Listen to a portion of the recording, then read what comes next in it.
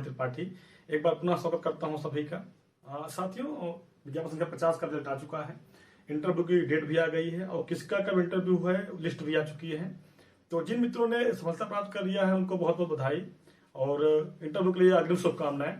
लेकिन जिन हमारे साथियों ने विज्ञापन संख्या 50 को क्वालिफाई नहीं कर पाया तो उनको घबराने की जरूरत नहीं है। धैर्य रखिए, वैकेंसियां आती रहती हैं।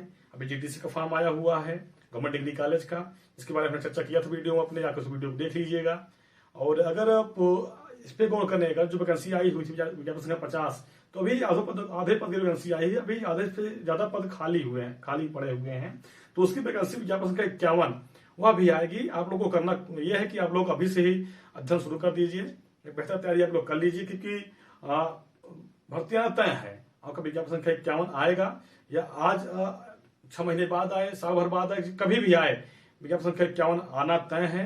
आपको करना क्या है, आपको सिर्फ अपना अध्ययन करना है, अपने विषयों का अध्ययन करते रहिए, साथ ही साथ जीएस पढ़ते रहिए। क्योंकि अगर आप फ्रस्ट्रेट रहेंगे, परेशान रहेंगे, तो आगे की तैयारी बढ़िया हो नहीं पाएगी। हमको करना क्या, हमको सफलता चाहिए, इसलिए आप लोग अभी से ही पढ़ना शुरू कर दीजिए।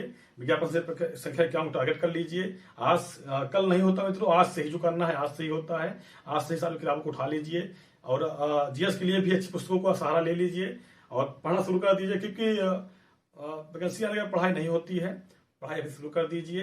वैकेंसी जब आएगी तब आएगी। आपको अपना काम करना है, आयोग अपना काम करेगा, आपको अपना सिर्फ अध्ययन करना है। अपने जो अपने हाथ में है उसको आप लोग करते रहिए और निश्चित है विज्ञापन आएगा। विज्ञापन संख्या 51 अच्छे पद पर वैकेंसी आएगी। जैसा कि कहा भी गया है, आयोग ने कहा भी गया, हम लोग उसके लिए प्रयास भी करेंगे कि विज्ञापन संख्या 51 आए। हम लोग उसके लिए लगेंगे भी, आपके साथ लगे प्रयास भी करेंगे कि विज्ञापन संख्या 51 आ जाए, ताकि हमारे जो भी मित्र बचे हुए हैं उन सभी के भला हो जाए और सभी जो है बेरोजगारी का जो ठप्पा लगा वो दूर हो जाए, सभी रोजगार पा सकें, सभी का जीवन अच्छा यापन हो। उसके लिए हम लोग मिलकर प्रयास करेंगे, संयुक्त प्रयास करेंगे हम लोग। और पूरा सपोर्ट रहेगा हमारा पूरी टीम का सपोर्ट रहेगा। हम लोग पूरा संघर्ष करेंगे कि विज्ञापन संख्या 51 आए। तो उसके लिए चैनल को सब्सक्राइब करिए आप लोग, ताकि हमारी बड़ी संख्या हो सके, जिससे कि बड़ा परिवार हमारा रहेगा। तो इतबार समूह का हम लोग काम करेंगे और विज्ञापन संख्या 51 निकालने में हम लोग महत्वपूर्ण भूमिका अदा करेंगे साथियों। अब बात ये उठती है कि विज्ञापन संख्या 50 में जिन छात्रों ने सफलता प्राप्त किया है, इंटरव्यू के लिए अपडेट भी आ गई है।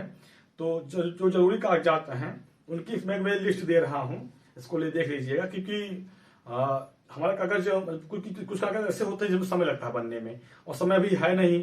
समय बचा है महीने 20 दिन समय बचा हुआ है।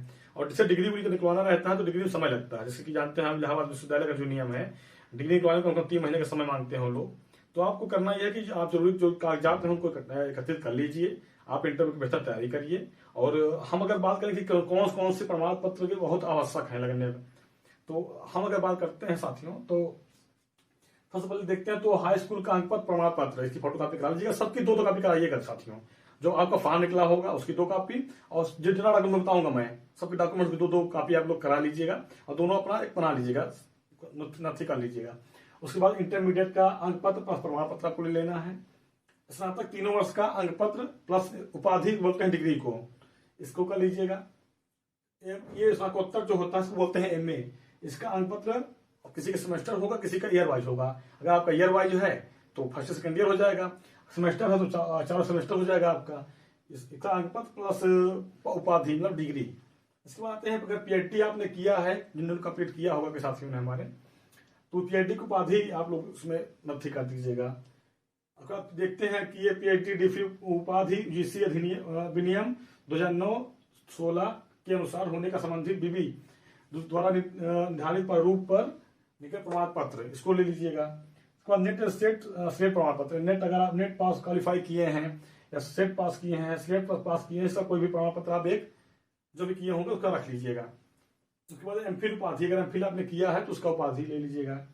जीआरएफ का, अगर जीआरएफ है, एसआरएफ है, कुछ भी है तो उसका डॉक्यूमेंट्स आप लगा लीजिएगा 2 कॉपी।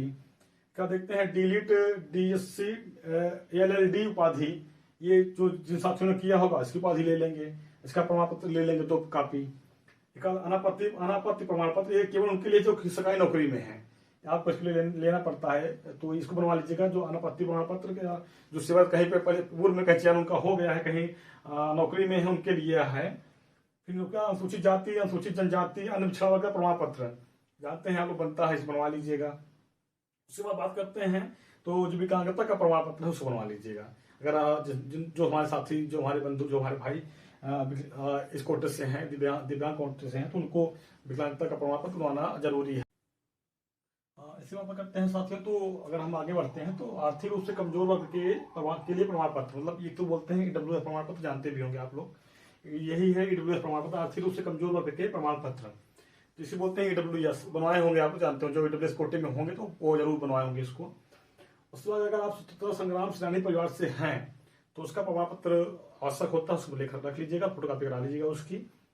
उसके बाद हम अगर आते हैं तो अंतिम शिक्षा संस्थान का चयनित प्रमाण पत्र, अंतिम शिक्षा संस्थान का चयनित प्रमाण पत्र, आपने अंतिम शिक्षा जहाँ से ग्रहण किया है, किस विश्वविद्यालय से आपने एमए किया है, इलाहाबाद केंद्रीय विश्वविद्यालय से, तो वहां से जो निर्गत होता है चयनित प्रमाण पत्र उसको निकलवा लीजिएगा। अब हम आते हैं तो जो टेक्निकल पॉइंट है जो आपको समझ में नहीं आ रहा होगा, आप बाकी सब तो आप परिचित ही होंगे, इतने कागज ने बताया आपको, उससे भली बात परिचित होंगे आप लोग। तो टेक्निकल पॉइंट है, वो टेक्निकल पॉइंट आपका है तो संभ्रांत व्यक्तियों द्वारा प्रदत्त चयनित प्रमाण पत्र।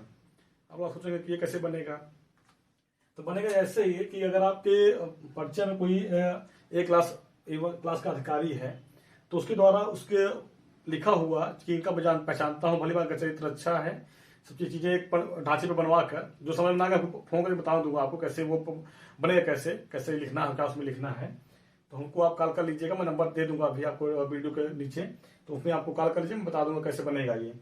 तो संभ्रांत व्यक्ति द्वारा प्रदत्त चयनित प्रमाण पत्र इसको बनवा लीजिएगा, इसकी भी दो व्यक्ति द्वारा बनेगा, इसको भी रख लीजिएगा। इस पर हमारा बात करते हैं तो आधार कार्ड, पैन कार्ड, निवास प्रमाण पत्र, कोई एक आईडी आप रख लीजिए, इसमें से कोई भी एक आईडी, अगर आपका आधार कार्ड है तो बेस्ट है, पैन कार्ड है तो निवास प्रमाण पत्र है, कोई एक आईडी आप रख लीजिएगा, इसका काम आवश्यक है, ये लगना जरूरी होता है। इसके बाद आते हैं अगर तो इसके बाद दो संभ्रांत व्यक्तियों के बाद अगर आते हैं ये टेक्निकल पॉइंट, ये दोनों टेक्निकल पॉइंट जहाँ आपको समझ में नहीं आ रहा होगा कि आखिर ये दो बनेंगे कहाँ से और कैसे उपलब्ध होंगे, ये थोड़ा सा टेक्निकल पॉइंट था तो आपको समझ में नहीं आ रहा होगा, तो हमारा वीडियो बनाने का उद्देश्य यही था कि जो आपको इसमें ना आ रहा हो उसमें समझा दूं कि आखिर वो बनेगा कैसे प्राप्त होगा, वो प्रमाण पत्र कहाँ से बनेगा। तो ये तो समझ में आ गया होगा आपको, थोड़ा टेक्निकल था, ये बता दिया मैं कि जो संभ्रांत व्यक्ति कोई एक क्लास का अधिकारी है तो इसको बना सकता है, आपको लिख सकते साइन हो जाएगी, मुहर लग जाएगी तो उसका मान्य होगा। उसके बाद आते हैं कि ये माननीय न्यायालय में कोई वाद लंबित होने अथवा न होने एवं वाद दायर होने की स्थिति में न्यायालय द्वारा प्रतिबंधित किए जाने अथवा न किए जाने संबंधित प्रमाण पत्र।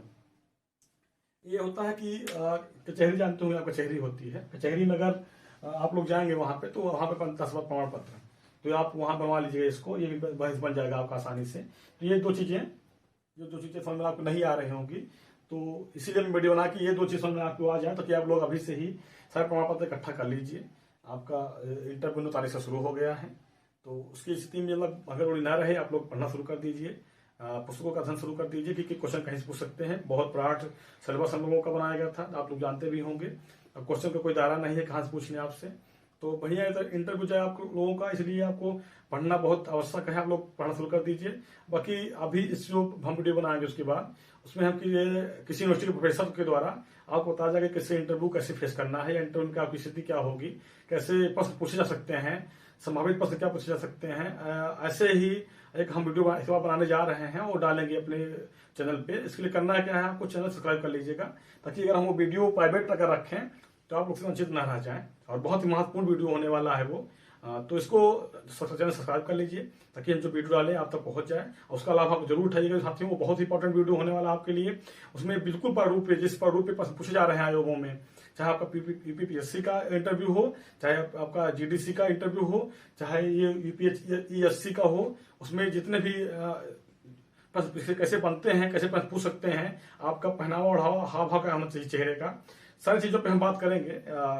किसी प्रोफेसर को बुलाकर जो आयोगों में जाते हैं इंटरव्यू लेने, उनके द्वारा आपको चैनल के माध्यम से जोड़ूंगा आप लोगों को, तो ऐसी स्थिति में चैनल को सब्सक्राइब कर लीजिएगा। और आपको ये बता दें मित्रों की अगर जिन मित्रों का विज्ञापन संख्या 50 में नहीं हुआ है तो बिल्कुल घबराने की जरूरत नहीं है, वैकेंसी लगातार आ रही हैं, वैकेंसी जीडीसी वैकेंसी आई हुई है, इसके बाद भी जीडीसी वैकेंसी अभी आएगी, एलटी की वैकेंसी आ रही है, टीजीटी पीजीटी आना है, हायर की वैकेंसी भी जानते ही होंगे आप, हाई वैकेंसी भी आएगी। आपको बिल्कुल परेशान नहीं होना है, बिल्कुल निराश नहीं होना है। अपने अध्ययन को जिस तरह आप लोग कर रहे थे करते रहिए, क्योंकि सफलता असफलता जीवन के दो पहलू हैं।